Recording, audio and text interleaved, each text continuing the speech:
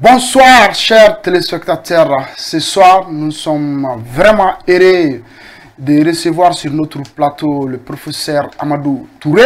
Ce soir nous allons débattre le rôle et l'importance des investissements pour le développement d'un pays. Donc recevez nos salutations depuis votre localité. Donc bonsoir professeur Amadou Touré. Bonsoir, comment allez-vous, comment ça va? Alhamdulillah. Merci. Ok, il faut saluer nos éditeurs. Ouais, je salue les téléspectateurs de Kati 24, D'accord. de près et de loin. Les salutations aux forces de défense et de sécurité pour tous les travailleurs bâtis. D'accord. Merci. N'oubliez pas de liker nos vidéos et de partager là où vous êtes. Un pays ne peut pas se développer sans les investissements. Donc ce soir, nous avons jugé nécessaire de faire un débat sur les investissements. Quels sont l'importance des investissements pour le développement d'un pays? Donc,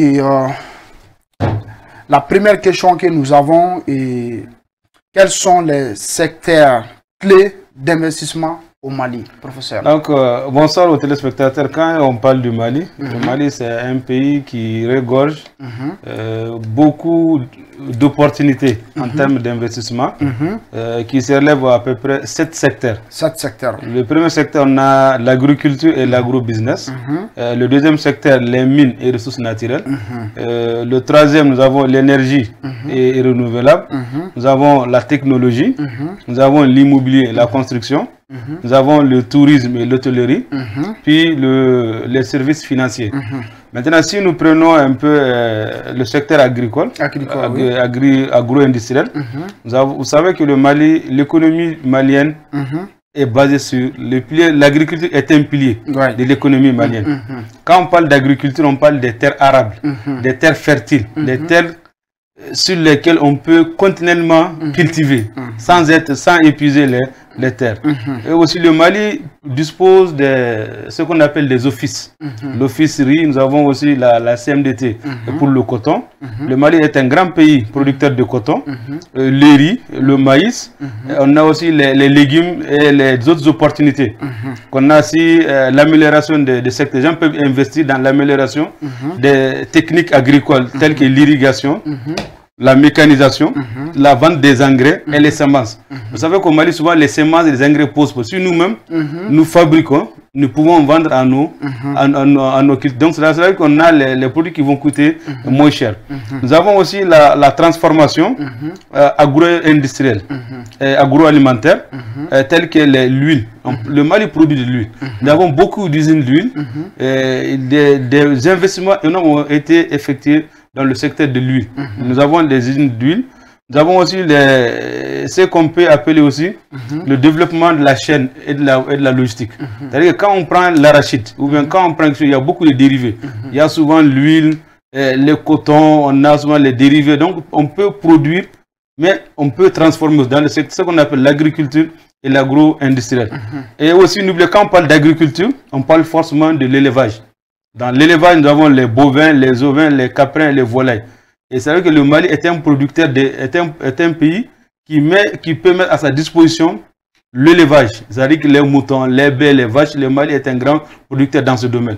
Et quand on parle de ce produit, nous avons les dérivés de l'élevage, tels que le lait par exemple. Le Mali produit du lait. Donc il faut que le lait qui est produit, qui est extrait des vaches, doivent être conservés et transformés en yaourt et autres. Donc si nous parlons, ça c'est l'agriculture d'abord. Donc pour dire que le pilier de notre investissement, pour ceux qui peuvent venir, ils ont l'opportunité à investir dans l'agriculture. Donc nous avons l'office riz, l'office du Niger, l'office Célène. On a beaucoup de terres qui peuvent même nourrir l'Afrique, qui peuvent nourrir le monde. Donc il suffit juste que les gens investissent et que les gens cultivent. Et le deuxième point d'investissement, nous avons les mines et les ressources naturelles. À dire que même si on n'est pas premier producteur d'or, en Afrique, le Mali produit de l'or. En Afrique, est un grand producteur d'or. Au-delà de l'or, qu'est-ce que nous avons? Nous avons les nouveaux secteurs minéraux, tels que le lithium, le fer. Nous avons aussi les phosphates et nous avons aussi des opportunités. chaque jour que Dieu fasse, il y a de nouveaux gisements qui sont découverts. Nous avons le lithium, il y a beaucoup de ressources naturelles. Quand on prend le sud comme le nord, comme l'est, donc il y a beaucoup de régions où les ressources sont là, mais c'est des ressources qui ont besoin d'investissement pour être exploitées. Au-delà de ça, nous avons la modernisation de l'extérieur. Donc, c'est vrai qu'il y a une opportunité pour ceux qui veulent investir dans le domaine de l'extraction. Parce qu'il ne faut pas que chaque fois qu'on a besoin d'un matériel, qu'on aille acheter.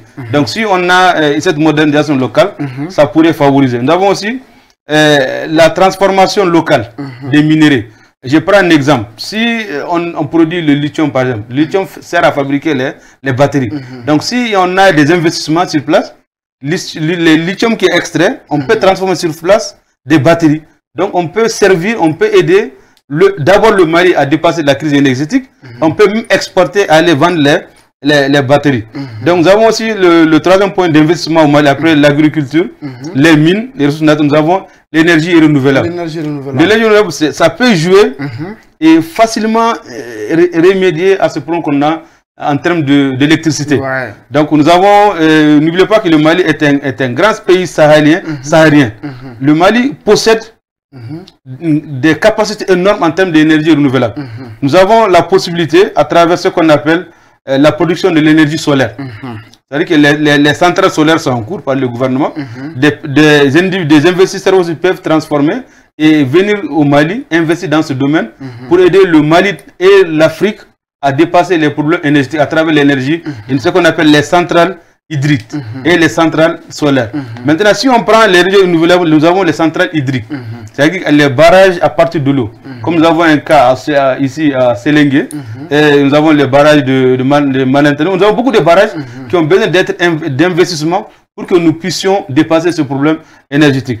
Nous avons aussi, après l'énergie solaire, nous avons la possibilité d'avoir l'énergie éolienne. Donc l'énergie éolienne, c'est à partir des vents.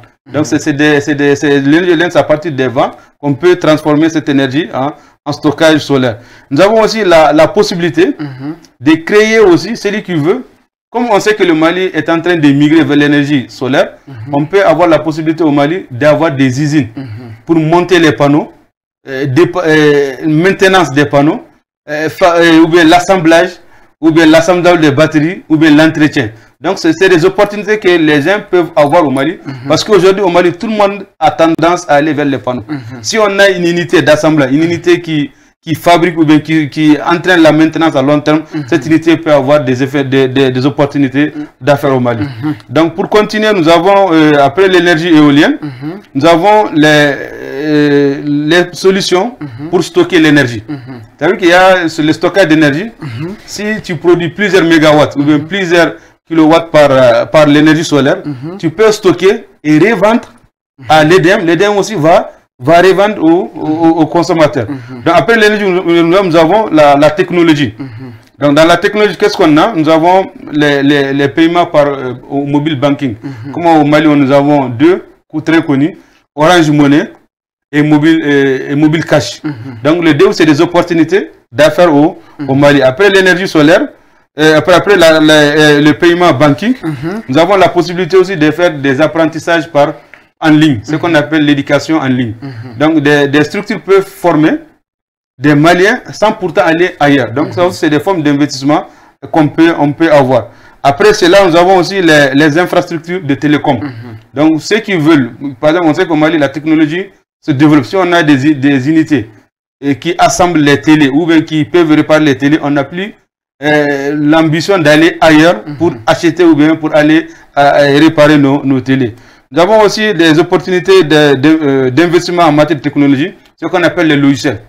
Donc il y a beaucoup de logiciels que les gens fabriquent ailleurs, qui nous vendent, tels que les antivirus et autres. Donc au Mali, si nous avons la capacité, je sais que nous avons beaucoup d'informaticiens qui peuvent mettre en place des logiciels pour apprendre, les logiciels pour montrer la route, les logiciels pour nous donner la météo. Donc on a beaucoup de logiciels qui peuvent être assemblés, qui peuvent être mis en place et mettre à la disposition.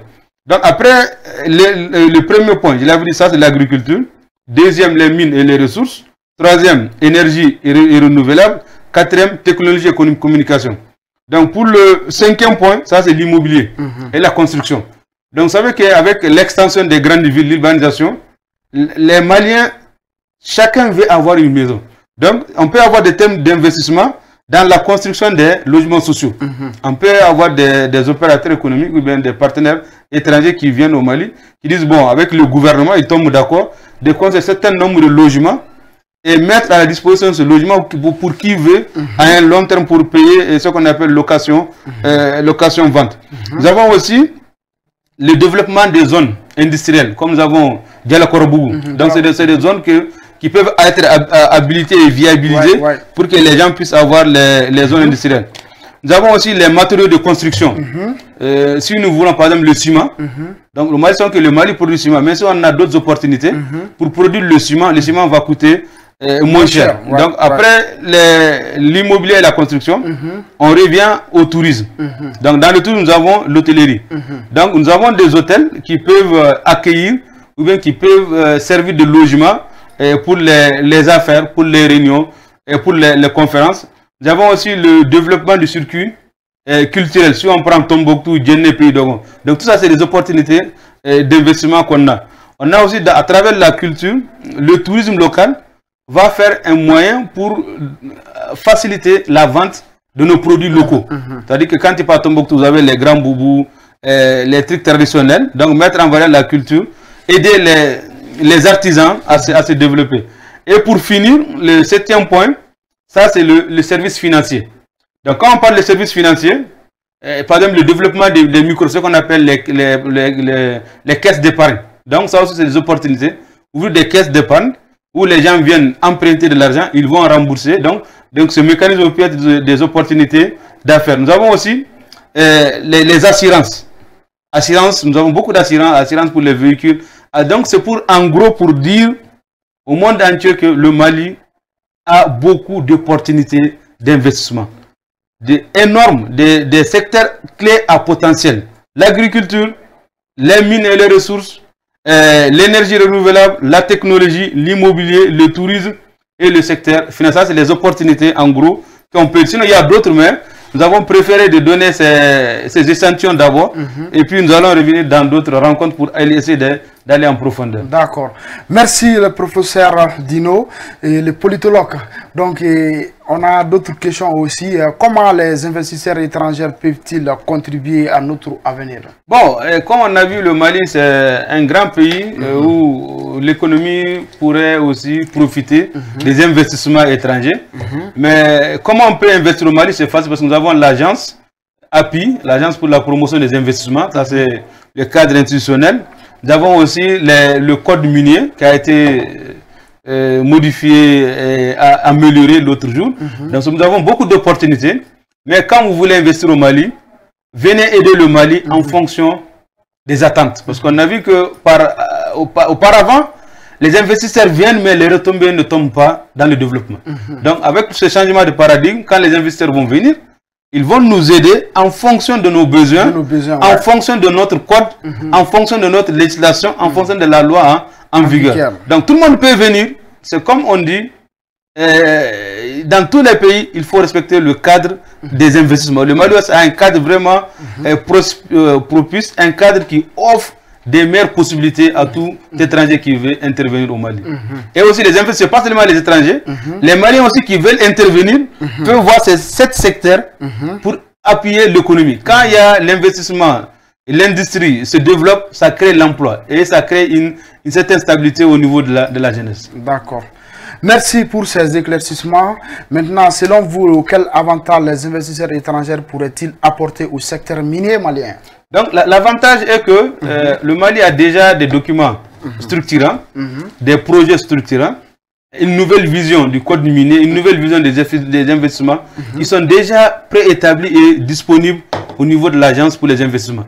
Il suffit que les gens viennent, se rendent au niveau des investissements, se rendent aussi à la chambre des commerces et d'industrie, ou se rendent au niveau du ministère du commerce, ou tout simplement d'aller sur les sites pour avoir les informations nécessaires. Donc pour investir au Mali, c'est des opportunités. Et quand on vient au Mali aussi, soyez sûr que la législation en vigueur, la sécurité et le développement offrent de meilleurs cadres pour toute opportunité d'investissement. Et aussi, comment ces gens peuvent nous aider? Parce que comme on l'a dit, en matière d'affaires, une affaire est une affaire. Donc les pays n'ont pas d'amis, mais les pays ont des intérêts. Quand vous venez au Mali, soyez sûr que vous allez avoir votre intérêt. Le Mali aussi aura ses intérêts, mais dans le cadre de la loi en vigueur. Voilà. D'accord. Et on a une autre question. Comment les investissements responsables dans le secteur mines pourraient-ils améliorer la vie des Maliens? Bon, on l'a dit, parce que l'État seul ne peut pas tout prendre en charge, parce qu'il faut que l'investissement, on dit quand l'or brille, l'or doit briller pour les Maliens. Pour tous. Ouais. Quand on parle de l'énergie solaire, l'électricité devrait servir tout le monde. Ça veut dire que, en plus de ce qui s'est passé aujourd'hui, nous avons la chance avec les autorités. Quand un investisseur vient au Mali, déjà il sait qu'il va investir. Il est rassuré aussi, le peuple malien est rassuré.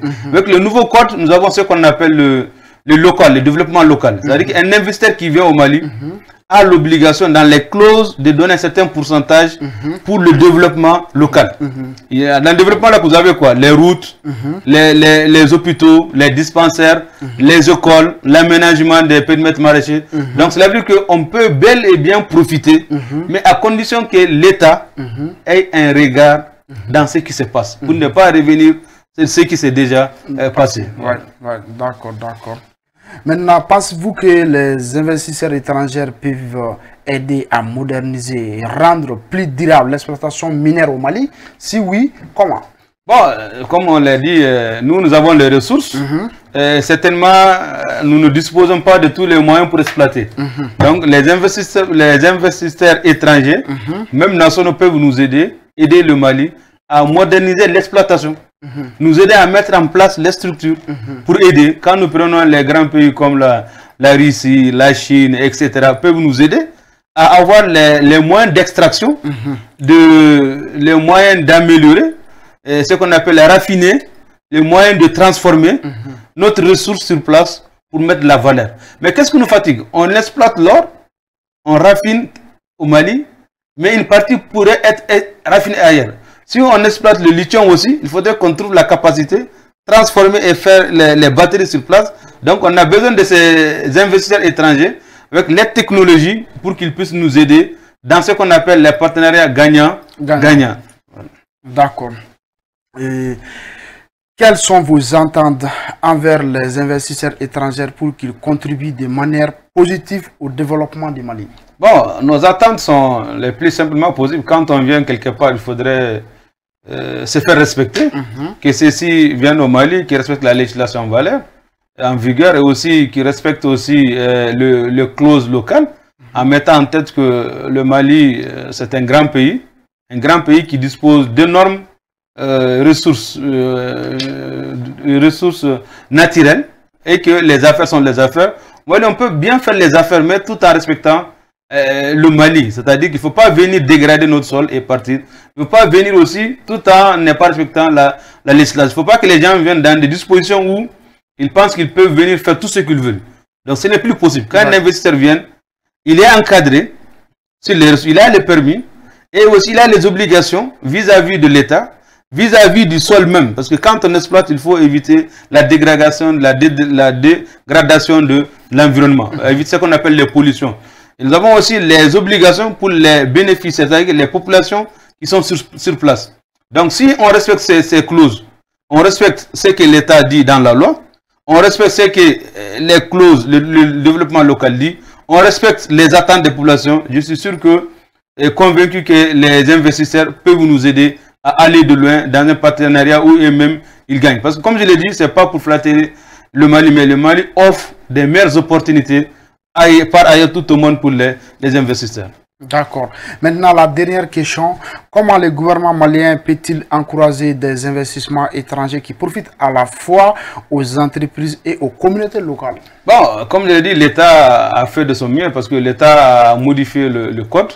L'État a mis en place l'API, l'Agence pour la promotion des investissements. L'État a aussi des structures faîtières. Comme je l'avais dit, la Chambre de commerce, nous avons le patronat. Nous avons beaucoup de mécanismes pour faciliter les investissements au Mali. Mais là, souvent, c'est la question de volonté même de certains investisseurs qui pourraient poser des problèmes. Donc, quand les investisseurs viennent, il faudrait que les investisseurs passent forcément à travers ces canaux, soit par les structures faîtières qui existent, soit par l'État, pour contracter ou demander le permis. Une fois qu'ils ont le permis, ils peuvent aller exploiter tout en respectant l'environnement, en respectant le développement local, parce que aujourd'hui, il n'est plus possible pour un investisseur de faire ce qu'on appelle fermer les yeux sur les clauses. Nous avons vu des structures qui auraient tenté de violer la réglementation. Les dossiers sont donc, il faut que les investisseurs viennent, qui se rassurent que le Mali est un grand pays. Le Mali dispose de toutes les structures, notamment, comme je l'ai cité, la Chambre, le patronat, aussi l'API, le ministre du Commerce et d'Industrie, pour créer un mécanisme pour rassurer les investissements et que ces investissements puissent profiter d'abord aux populations. Et ces investissements, comme je l'ai dit, quand il y a l'or, quand il y a le lithium, quand il y a le fer ou bien le phosphate, ces ressources peuvent profiter d'abord à la société malienne en général et à la localité.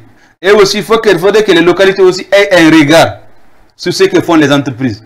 Si l'État fait sa contribution, si l'État fait sa part de responsabilité, il faudrait que l'État suive, mais il faut avoir l'implication des populations. Quand il y a l'implication des populations, souvent on a tendance à comprendre que ce que les entreprises donnent, on donne aux responsables des communautés. Et ces responsables, souvent, n'investissent pas dans les attentes. Il faut que la société civile, dans les lieux où les exploitations sont faites, il faudrait que ces gens aussi aient un regard. Donc, pour revenir sur cette question, je dirais que les investisseurs étrangers comme nationaux peuvent aider l'État à travers des investissements gagnant-gagnant. Ces investisseurs aussi, nationaux comme étrangers, devraient se mettre en tête que le Mali dispose de nouveaux codes. Le Mali dispose d'une législation neuve qui, en réalité, arrange les fournisseurs, qu'on appelle les investisseurs, et aussi va arranger aussi la population tout en sauvegardant les intérêts de tout un chacun. D'accord. Je pense que tout le monde a compris. Donc maintenant, vos mots de clôture. Bon, le mot de clôture, c'est pour dire que le Mali est un grand pays. En matière d'affaires, le Mali dispose d'opportunités sur lesquelles nous avons notamment l'opportunité de revenir. Mais je vais revenir une dernière fois. D'accord. Les secteurs clés, nous avons l'agriculture et l'agro-industrie, les mines et les ressources, l'énergie renouvelable. Nous avons la technologie et les télécommunications, l'immobilier et la construction, le tourisme et l'hôtellerie, les services financiers. Donc, c'est des opportunités qui sont là. Même les Maliens bien organisés peuvent profiter. Donc, un pays peut se développer, mais se développe rarement sans l'apport des investisseurs. Il faut que les ressources soient exploitées et que ces ressources aussi profitent à tout le monde. Comme l'exemple du président dit, si l'or brille, l'or doit briller pour tous les Maliens. Ouais. Je vous remercie. D'accord. Merci beaucoup, le politologue, professeur Amadou Touré dit Dino. Donc, merci d'avoir répondu à notre appel, notre invitation sur le plateau KT24. Donc, nous vous disons merci. Merci aussi à nos auditeurs, à toutes les personnes qui nous ont suivis aujourd'hui. Donc, nous vous disons à la prochaine fois dans l'émission KT24 Acte du jour. Merci beaucoup. À la prochaine.